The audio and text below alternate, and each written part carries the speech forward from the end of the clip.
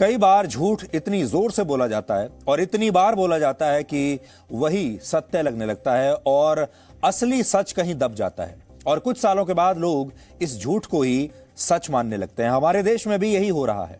पिछले 10 दिनों में 2 ऐसी घटनाएं हुई हैं जिन पर किसी की नजर नहीं गई और जिनका कहीं पर भी कोई विश्लेषण नहीं हुआ। इसलिए आज हम चाहते हैं कि आप इन 2 घटनाओं पर अच्छी तरह से नजर डालिए और इनका मतलब समझिए।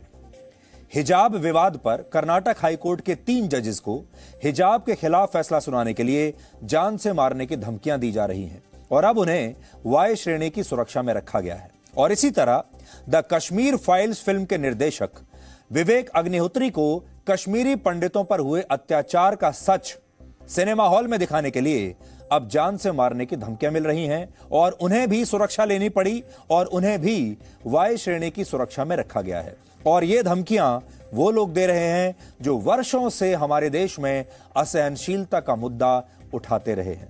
तो अब आप सोचिए, अदालत में जज सही फैसला नहीं सुना सकता और सिनेमा हॉल में कोई भी फिल्म निर्देशक फ्रीडम ऑफ एक्सप्रेशन का इस्तेमाल करके अपनी फिल्म में सच्चाई नहीं दिखा सकता। और फिर भी हम कहते हैं कि हमारा देश लोकतंत्र है, धर्मनिरपेक्ष है और हमारे यहां पर बहुत सहनशीलता है। हमारे देश में सहिष्णुता और अभिव्यक्ति की आजादी के नाम पर कई दुकानें तो खुली हैं, लेकिन सच यह है कि आज द कश्मीर फाइल्स बनाने वाले फिल्म निर्देशक विवेक अग्निहोत्री को भी अपने ही देश में सुरक्षा में रहना पड़ रहा है और हिजाब के मामले पर फैसला देने वाले कर्नाटक हाईकोर्ट के 3 जजेस को भी पुलिस से सुरक्षा लेनी पड़ रही है, वरना इनकी जान पर बन आएगी। सोचिए, भारत देश का क्या हाल हो गया है कि यहां जो लोग सहनशीलता की बातें करते हैं, जो अभिव्यक्ति की आजादी की बातें करते हैं, उनसे ही इस देश के जजेस को और फिल्म मेकर्स को जान से खतरा हो गया है। इसलिए आज हम इस बात का विश्लेषण करेंगे कि 5 राज्यों के चुनाव के नतीजे में बीजेपी की जीत और कश्मीर फाइल्स का सुपरहिट होना क्या बताता है। क्या हम एक नए युग में प्रवेश कर रहे हैं? क्या इन दोनों के बीच में कोई आपसी संबंध है? और ये जो संबंध है, ये हमारे कैसे बदलते युग की तरफ इशारा कर रहा है, हमारे समाज के बदलते सोच की तरफ इशारा कर रहा है।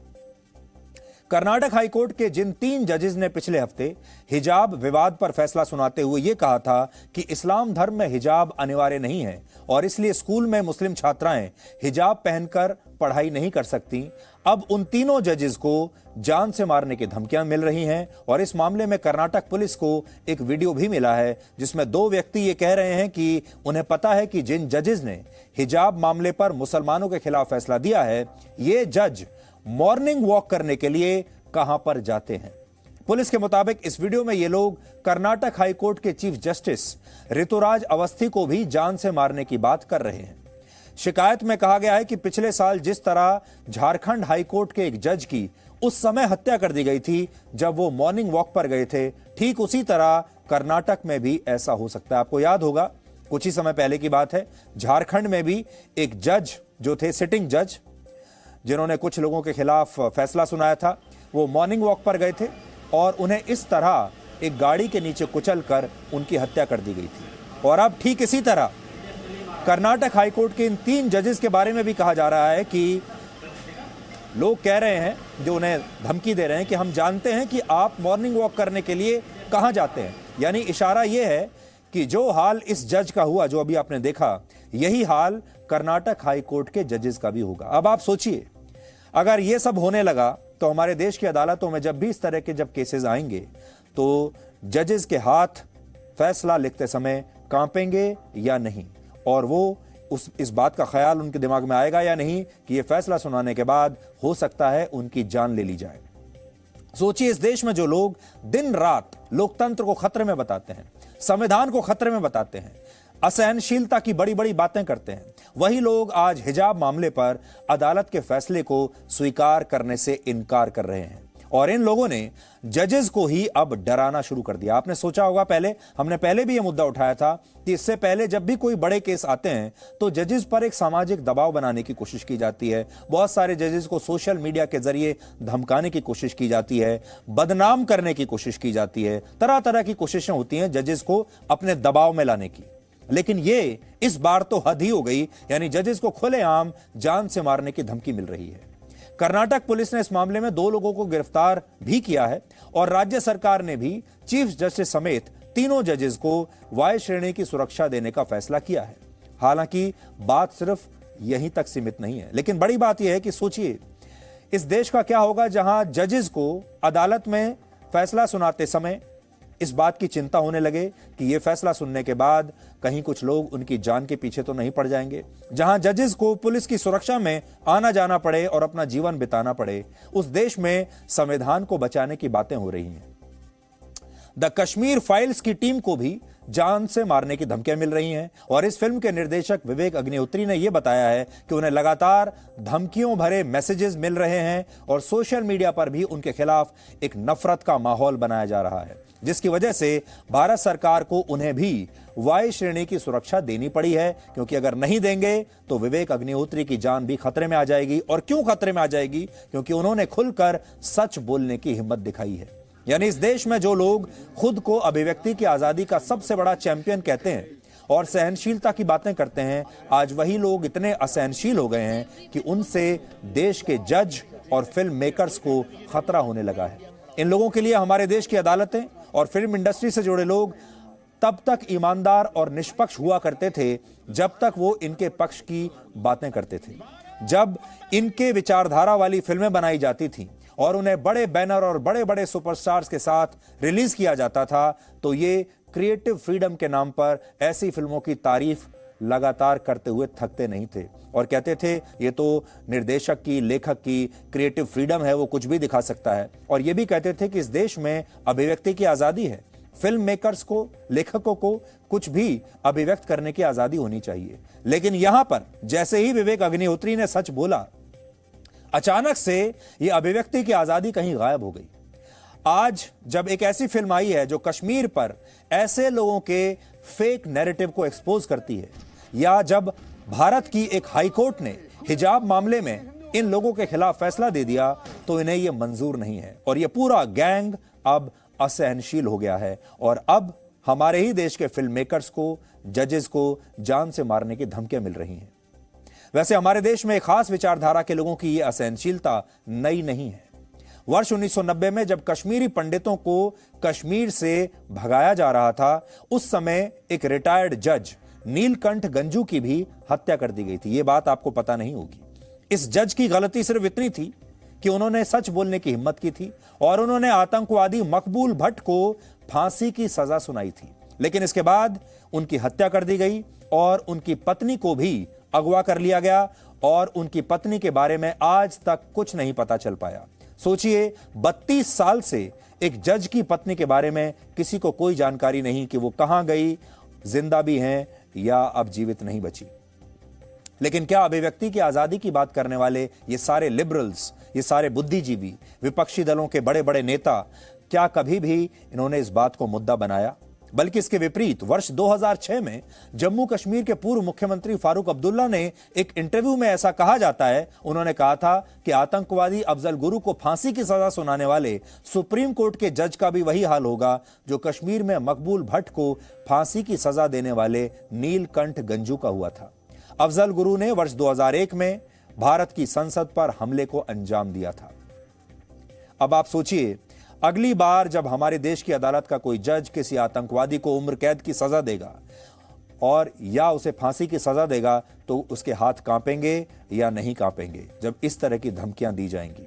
हमारे देश में कई दशकों तक इस सच को स्वीकार नहीं किया गया कि कश्मीर में कश्मीरी पंडितों पर जुल्म हुए हैं, अत्याचार हुआ है, जबकि ये वो दौर था जब कश्मीरी पंडितों को अपने पिता और रिश्तेदारों की अस्थियां विसर्जित करने के लिए भी आतंकवादियों से परमिशन लेनी पड़ती थी। उस समय के एक अखबार में प्रकाशित हुई यह अपील इसका सबसे बड़ा सबूत है, जो आपकी स्क्रीन पर है, बड़ी स्क्रीन पर आपको दिखाते हैं, जिसमें मुजाहिद ब्रदर्स कहकर लिखा गया है आतंकवादियों के लिए और कहा गया है कि मेरे पिता की मृत्यु हो गई है और मुझे उनका अंतिम संस्कार करने के लिए और लास्ट राइट्स के लिए हरिद्वार जाना है, कृपया करके हमें हरिद्वार जाने की अनुमति दी जाए।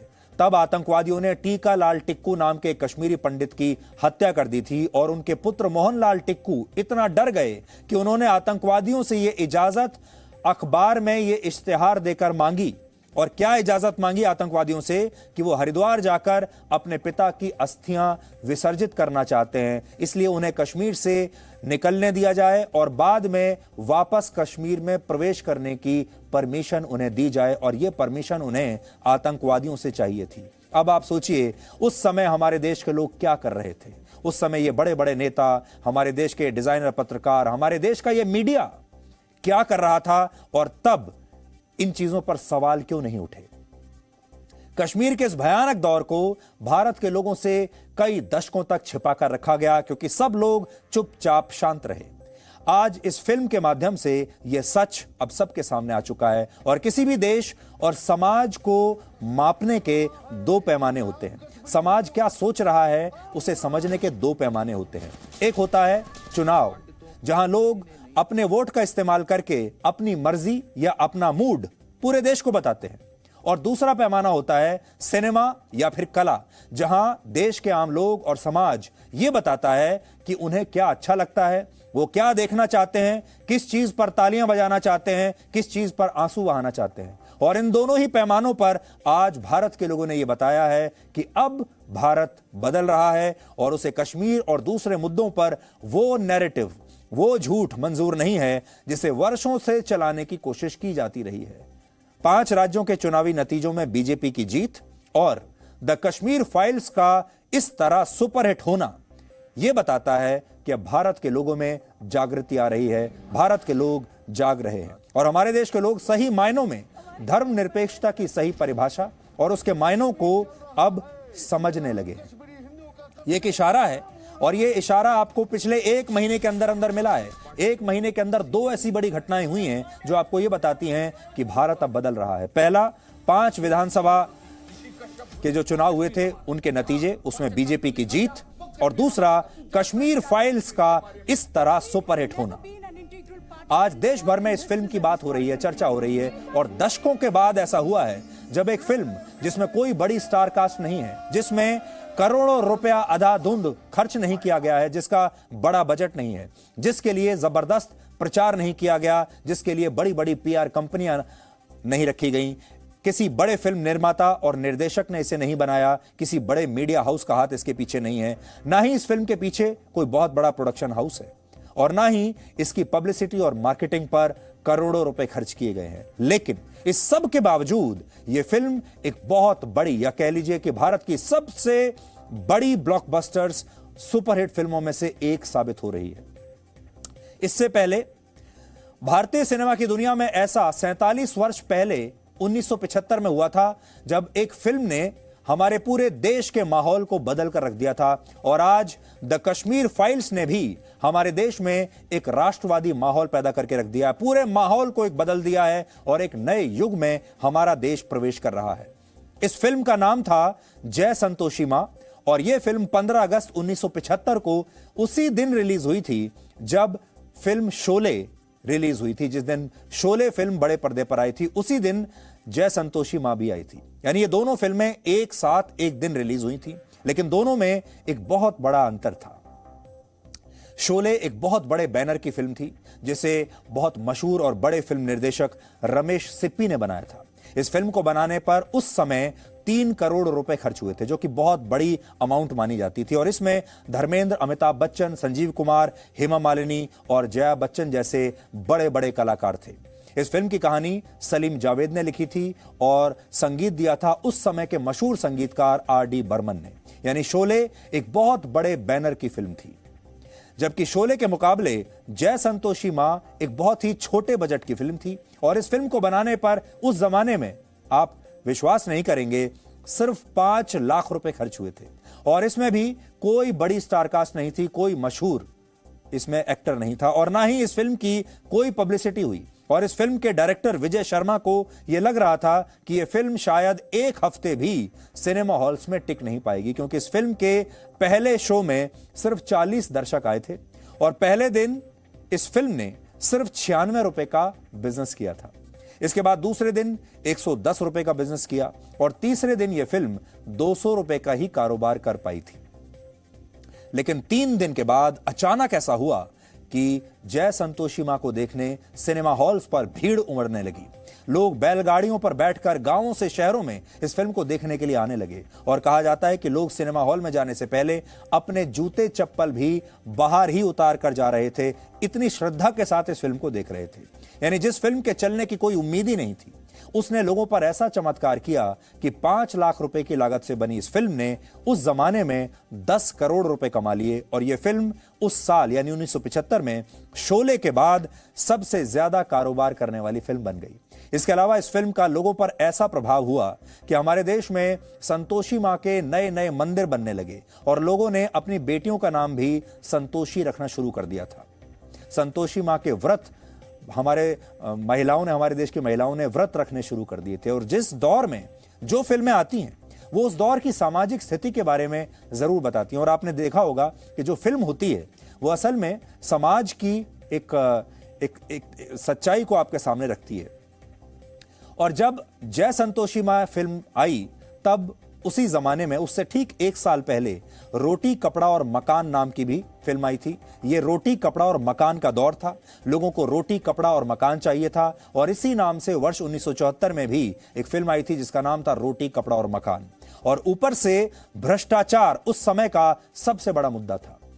तो आप समझिए उस समय भ्रष्टाचार से लोग परेशान थे, कोई सुनवाई नहीं थी और गरीबी अपने चरम पर थी। रोटी कपड़ा और मकान का संकट आया हुआ था और लोग डिप्रेशन में चले गए थे। लोग परेशान थे, कहीं से उम्मीद की कोई किरण नहीं थी। लोगों में अंदर ही अंदर गुस्सा पैदा हो रहा था और यह गुस्सा वर्षों का था, दशकों का था, जो धीरे धीरे अब उबलने लगा था और यह बाहर आने की कोशिश कर रहा था। और इसीलिए एंग्री यंग मैन का उदय हुआ और लोगों ने अमिताभ बच्चन को इस किरदार में बहुत पसंद किया क्योंकि वो खुद भी एक एंग्री यंग मैन बनना चाहते थे जो इस पूरे सिस्टम को ना सिर्फ तोड़ सकता है बल्कि इसे बदल भी सकता है। लोगों को एंग्री यंग मैन में अपनी तस्वीर नजर आती थी। इसके अलावा उस समय देश की हालत बहुत खराब थी। 1971 में पाकिस्तान के साथ हुए युद्ध के बाद महंगाई बहुत बढ़ गई थी और लोगों के सामने रोजगार का भी बहुत संकट था। इसके अलावा महंगाई और बेरोजगारी की वजह से गरीबी बढ़ गई थी और इससे लोगों में सरकार के खिलाफ भी बहुत रोष था, सिस्टम के खिलाफ बहुत रोष था, किसी पर विश्वास नहीं था। और इसी दौर में भारत के औद्योगिकीकरण की शुरुआत भी हुई थी, लेकिन रफ्तार बहुत धीमी थी, जिससे लोगों को इसका कोई खास लाभ नहीं मिल रहा था और जो बड़े बड़े उद्योगपति हैं वो गरीब लोगों का शोषण कर रहे थे। दूसरी तरफ देश में राजनीतिक अस्थिरता बढ़ गई थी। इस फिल्म की रिलीज से लगभग 1.5 महीने पहले 25 जून 1975 को तत्कालीन प्रधानमंत्री इंदिरा गांधी ने इमरजेंसी लगा दी थी, जिसके तहत लोगों पर बहुत अत्याचार हुए। यानी 1975 के हालात ऐसे थे कि लोगों को यह लगता था कि अब भगवान ही उनका एकमात्र सहारा है। और जब जय संतोषी मां फिल्म आई तो लोगों को एक उम्मीद ये जगी कि अगर इस फिल्म की तरह उनके घर में भी, उनके परिवार में भी संतोषी मां आ जाएं तो उनका वर्तमान और उनका भविष्य संवर सकता है। संतोषी मां उनके सारे कष्टों को दूर कर सकती हैं। और इस दौर की कुंठा, नाराजगी और असंतोष का नतीजा था जिसने जय संतोषी मां फिल्म को लोगों के बीच इतना लोकप्रिय बना दिया बिना किसी पब्लिसिटी के। और यही आज हो रहा है।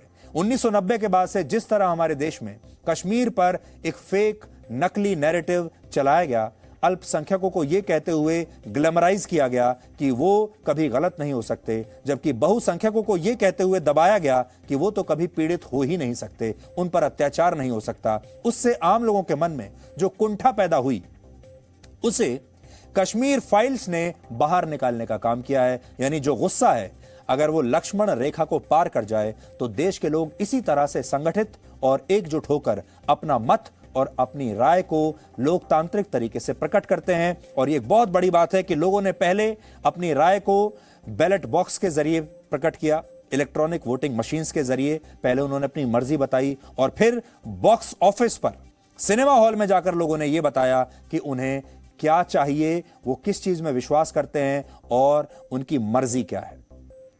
यह भी संयोग है कि अब से कुछ घंटों के बाद भारत को कोरोना वायरस की महामारी से लड़ते हुए पूरे 2 साल हो जाएंगे। आप तो शायद अब भूल भी गए होंगे। 2 साल पहले आज ही के दिन 22 मार्च 2020 को भारत ने कोरोना पर रोकथाम के लिए पहली बार भारत में जनता कर्फ्यू लगाया था 22 मार्च को, यानी अब से कुछ घंटों के बाद। उस समय परिस्थितियां भारत को वक्त की कसौटी पर परख रही थी। सबको यह लग रहा था कि कोरोना वायरस के खिलाफ इस युद्ध में भारत कमजोर पड़ जाएगा, भारत नहीं लड़ पाएगा, क्योंकि भारत के पास ना तो इंफ्रास्ट्रक्चर था और ना वो सुविधाएं थी जो बड़े बड़े पश्चिमी देशों के पास थी। आपको याद होगा उस समय भारत की कितनी आलोचना हुई। हमारे देश के बड़े बड़े बुद्धिजीवी, विपक्षी दलों के नेता और एक खास विचारधारा के लोग ये कहते हुए भारत का मजाक उड़ा रहे थे कि ये जो जनता कर्फ्यू है ये भारत सरकार की सबसे बड़ी गलती साबित होगा और इससे कोरोना का संक्रमण रुकने वाला नहीं है। ये जनता कर्फ्यू क्या चीज है।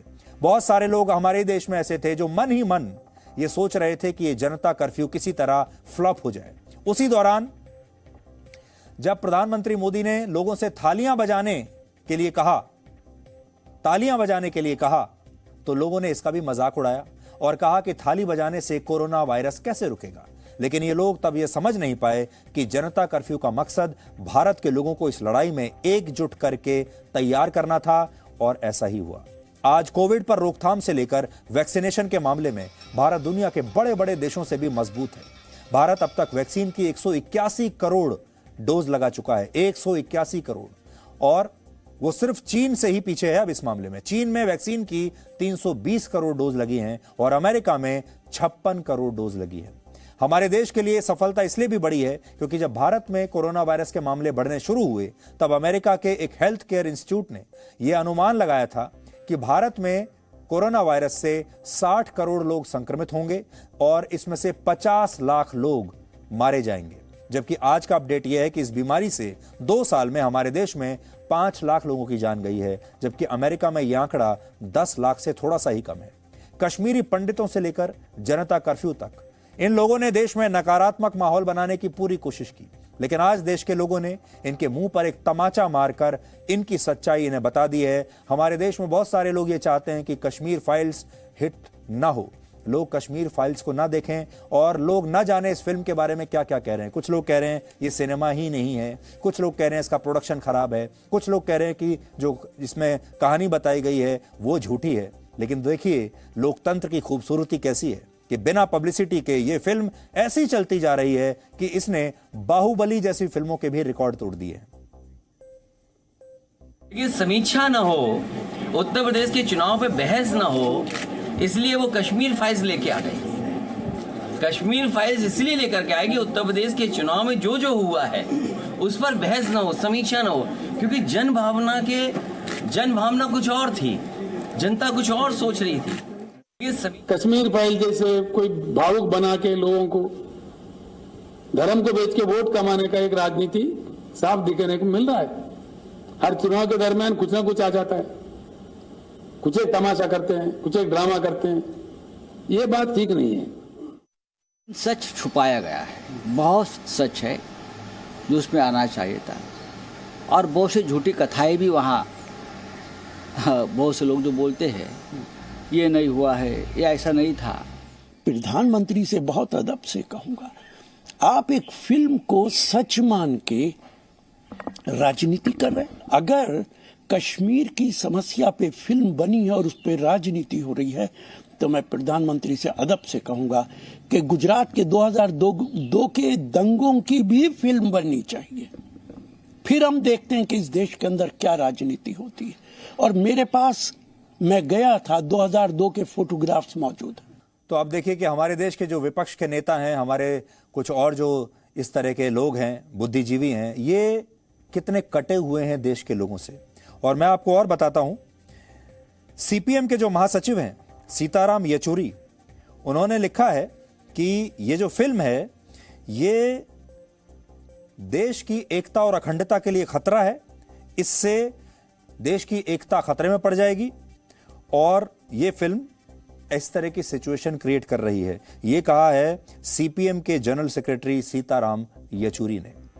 इस बदलाव का ही असर है जो आपको दिखाई दे रहा है कि आज अभिनेता आमिर खान ने भी इस फिल्म की तारीफ की है, इस फिल्म का समर्थन किया है और कहा है कि देश के सभी लोगों को द कश्मीर फाइल्स जरूर देखनी चाहिए। यानी हमारे देश में जो लिबरल्स ये उम्मीद कर रहे थे कि आमिर खान उनका साथ देंगे और इस फिल्म का विरोध करेंगे, आज आमिर खान ने भी ऐसे तमाम लोगों को निराश कर दिया।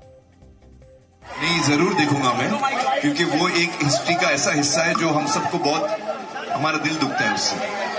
तो कश्मीर में जो कश्मीरी पंडितों के साथ हुआ है वो यकीनन बहुत ही दुख की बात है, और ऐसी एक फिल्म जो बनी है उस टॉपिक पे, वो यकीनन हर हिंदुस्तानी को देखना चाहिए और हर हिंदुस्तानी को याद करना चाहिए कि एक इंसान पे जब उस पर अत्याचार हो तो क्या बीतती है। तो ये जो फिल्म बनी है, this is touch the emotions of all people who believe in humanity, and I think that's what is wonderful.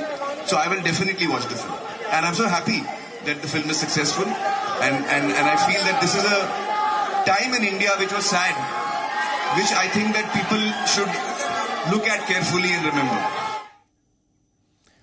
तो आज आप देख सकते हैं कि भारत के समाज का, भारत के आम लोगों का मूड क्या है, उनकी मर्जी क्या है, उनकी पसंद और नापसंद क्या है। फिर भी अगर लोग ये नहीं जानना चाह रहे, इस सच्चाई को स्वीकार नहीं करना चाहते, तो ये भारत का दुर्भाग्य है। भारत में ऐसे लोगों की आज भी कमी नहीं है जो सरकार का विरोध करने के चक्कर में, मोदी का विरोध करने के चक्कर में अपने देश का ही विरोध करने लगते हैं, और इसके लिए वो हर उस चीज की बुराई करते हैं जो भारत सरकार से जुड़ी है, जो इस समय मोदी सरकार से जुड़ी है। आप सोच लीजिए, चाहे वो वैक्सीन की बात हो, चाहे वो कोविड का रिस्पॉन्स हो, चाहे वो यूक्रेन का युद्ध हो, चाहे वो ऑपरेशन गंगा के जरिए भारतीय छात्रों को यहां लाने की बात हो, चाहे यूक्रेन पर भारत की विदेश नीति हो, यूक्रेन और रशिया के युद्ध पर, हर चीज को लेकर हमारे देश का एक वर्ग है जो हमारे ही साथ खड़ा नहीं है और जो हमारी ही आलोचना करता है। लेकिन आज ऐसे लोगों को हम पाकिस्तान के प्रधानमंत्री इमरान खान का एक बयान सुनवाना चाहते हैं, जिसमें पाकिस्तान तो हमारा दुश्मन देश माना जाता है, पाकिस्तान का प्रधानमंत्री भी भारत की विदेश नीति को भारत के लोगों के हित में बता रहा है और भारत की विदेश नीति की तारीफ कर रहा है। सोचिए, आज खुद इमरान खान ने क्या कहा है भारत की विदेश नीति के बारे में। मेरे मुल्क की फॉरेन पॉलिसी मेरे लोगों की बेहतरी में हो। साथ वाला हमारा मुल्क है हिंदुस्तान।